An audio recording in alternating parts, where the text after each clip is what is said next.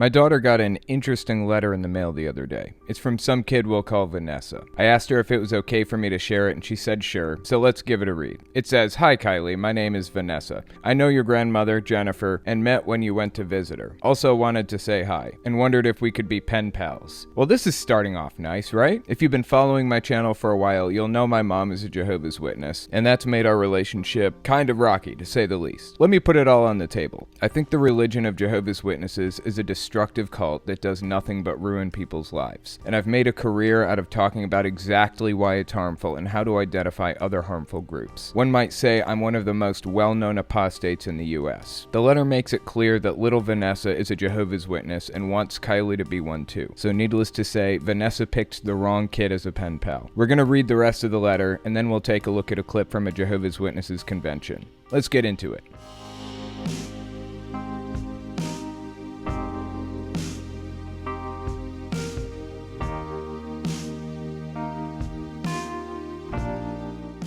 Okay, now let's read the rest of the letter. It says, "My name is Vanessa. I know your grandmother Jenny, and I also want to say hi. And I wondered if we could be pen pals. Maybe you can write me your favorite thing about Jehovah. Mine is that he created life and is going to make a paradise on earth. Pen pals? Signed, Vanessa." Okay, interesting. So what's the big deal with this letter? Well, Jehovah's Witnesses have gone out of their way to claim that they don't force children to adopt their faith. That's a pretty strange letter to receive from an 8 or 9-year-old kid if they aren't cramming the religion down their throats. So let's read Jehovah's Witnesses' short article on it. This article is entitled, "Do Jehovah's Witnesses Force Their Children to Adopt Their Faith?" They had somebody read it on their website, so let's listen. Do Jehovah's Witnesses force their children to adopt their faith?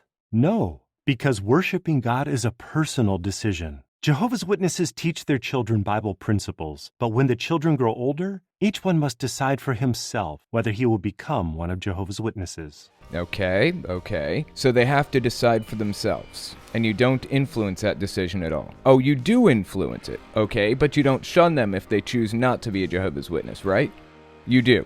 Okay, so what's the difference between forcing them and what you do? I'm really not seeing the distinction. Like most parents, Jehovah's Witnesses want the best for their children. They teach their children what they think will benefit them, practical skills, as well as moral principles and religious beliefs. Jehovah's Witnesses believe that the Bible promotes the best way of life, so they try to instill its values in their children by studying the Bible with them and attending Christian meetings together. Each child, when he grows older, can then make an informed decision about whether to adopt his parents' faith. So this is their justification for brainwashing them. Well, everybody brainwashes their kid with stuff, right? We're just brainwashing them with Jehovah's Witness ideology. That's all. And FYI, I wouldn't call it an informed decision. I grew up Jehovah's Witness, and my decision to get baptized absolutely was not informed. It was 100% because that's all I knew growing up. But let me guess, anything is justified because it's correct, right? Do Jehovah's Witnesses shun their children if they choose not to be baptized? No. Although witness parents feel sad if a child does not share their faith, they still love their child and do not sever their relationship solely because of their child's refusal to become a witness. That's not strictly true. Actually, the family will likely shun the kid if they choose not to be a witness, but they won't be punished by the religion for not shunning the kid. They'll just be frowned upon. They'll be pushed out of the community, the only group of people they know. They'll be considered bad association because they have friends that are outsiders. That's not really allowed within the religion, but technically the religion won't crack down on them for doing it. Just the people within the congregation. That's the main difference. Now, if the kid gets baptized at, say, 8 years old and then decides the religion isn't for them a few years later, the family is instructed by the leadership to abandon them. Don't have anything to do with them. They're mentally diseased and controlled by Satan. And if you don't follow their very strict rules about it, then you risk being kicked out and shunned by your friends and family. My brother got disfellowshipped when I was about 10, and I didn't talk to him again until I was 16. Let's watch this clip from a Jehovah's Witness convention about shunning family members.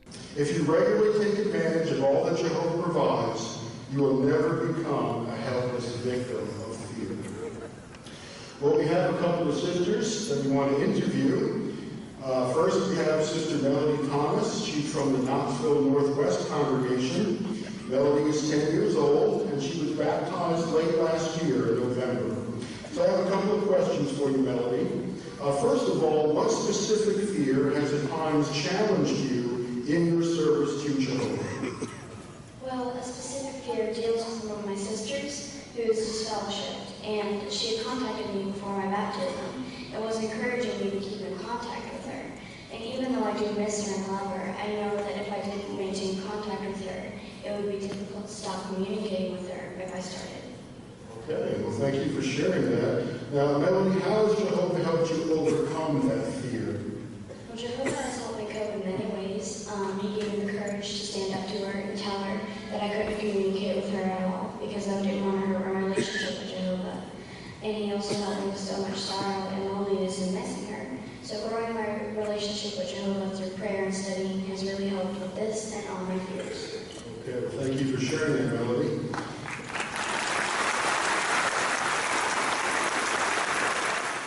So what was all that about not forcing families apart if they make the wrong decision, quote unquote? This isn't even just about backing away and being cautious. This isn't about avoiding conversations about the religion. This 10-year-old kid has been convinced by the people around her that her sister is evil and sick, and opening the door by talking to her even one time puts her eternal life in jeopardy. That's wrong. There's no way around it. There's nothing good about how this religion operates. And I think it's pretty obvious that their website post about not forcing kids to adhere to the religion is an attempt to direct people away from this subject at best. Now, after listening to that clip, let's listen to the article again. Do Jehovah's Witnesses shun their children if they choose not to be baptized? No. Although witness parents feel sad if a child does not share their faith, they still love their child and do not sever their relationship solely because of their child's refusal to become a witness. I don't give a shit if they still love them or they feel sad or shun them solely for this reason or that reason. What I care about is the fact that this religion tears families apart. And if you refuse to follow the rules and talk to them anyways, then they'll rip you out of the family for being disobedient. Let's continue listening. Why do Jehovah's Witnesses take their children with them when preaching? We include our children in our preaching work for a number of reasons. The Bible instructs parents to educate their children spiritually, training them to worship God. Since worship involves declaring one's faith publicly, preaching is an important part of a child's spiritual education. The Bible specifically encourages young ones to praise the name of the Lord. A couple minutes ago they said, Worshiping God is a personal decision. Jehovah's Witnesses teach their children Bible principles, but when the children grow older, each one must decide for himself whether he will become one of Jehovah's Witnesses.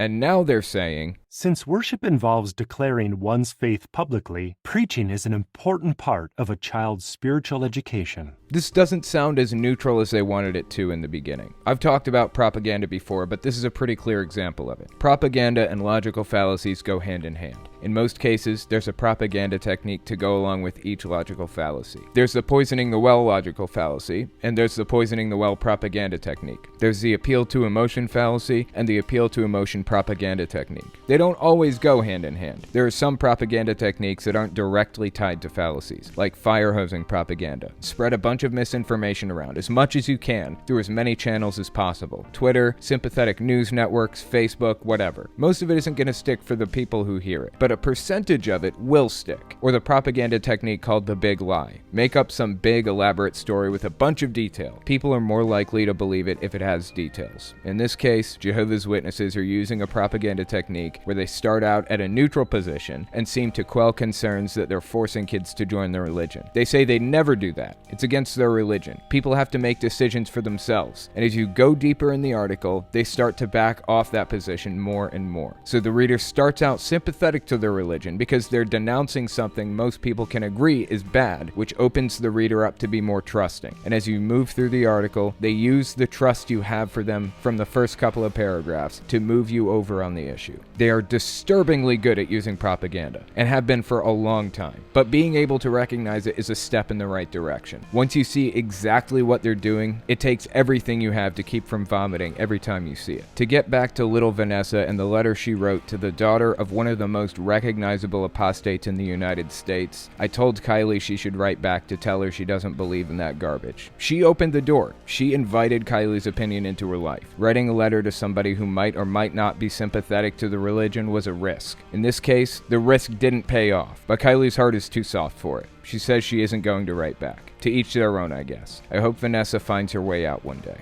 Anyways, that's all I've got for you. If you like what I do and you want to see me continue to do it, you can support me in a few ways. First, there's Patreon. That's probably the best way. But if you want to get something back for your support, you can check me out on Teespring, or you can check me out on Etsy. I have a store where I sell all kinds of interesting stuff. Mostly it's 3D printed game stands. But I also sell these 2020 dumpster fire candle holders, or just regular dumpster fire candle holders. And I sell these signs. If you want to keep Jehovah's Witnesses or Mormons from knocking on your door, put these out front. Jehovah's Witnesses aren't afraid of anything, except apostates. And you don't have to be an ex-Jehovah's Witness to be an apostate. The term applies to anybody critical of the religion. So if you want to keep them away, then consider getting one of these signs. All links can be found in the description and the pinned comment. Okay, thanks for watching, guys.